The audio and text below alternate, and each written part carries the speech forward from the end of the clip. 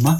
มื้อนี้เราจะมาเรียนรู้เกี่ยวกับการบวกค่าขนส่งให้ลูกค้าเวลาเขาเอิ้นว่า Flat Rate ราคาขนส่งเริ่มต้นเนาะในตัวนี้เราจะตั้งเกี่ยวกับค่า Flat Rate ค่าพื้นฐานในการขนส่งเนาะตอนนี้ค่าพื้นฐานในการส่งของเราแม่น 2,000 เนาะเราจะมาเบิ่งจะมาแนะนำว่าวิธีการตั้งค่าแม่นแนวใดเราเข้ามาตั้งค่าหม้องเพจ Setup เรานี้เข้ามา Dashboard WooCommerce Setting Setting Shipping Shipping เฮานี่ตัวนี้เราเอิ้นว่า Flat Rate ว่าค่าพื้นฐานจักหน่อยเราจะเฮ็ดเกี่ยวกับ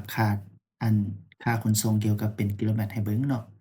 จากแต่เก่านี้ Less Art Charge เนาะฟิกซ์เพราะว่าเราจะฟิกซ์หรือเราบ่ฟิกซ์ก็ได้ตัวนี้แต่เก่า 2,000 เราปรับขึ้นมา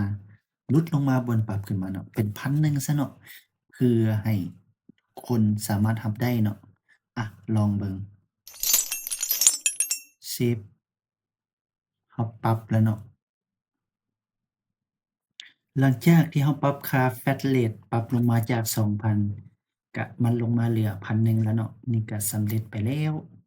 ก็เราก็มาเช็กเบิ่งเช็กพอยต์เราก็1,000บวกค่าขนส่ง 1,000 เนาะถ้าหากว่าลูกค้าต้องการเราก็สามารถกดสั่งได้เลย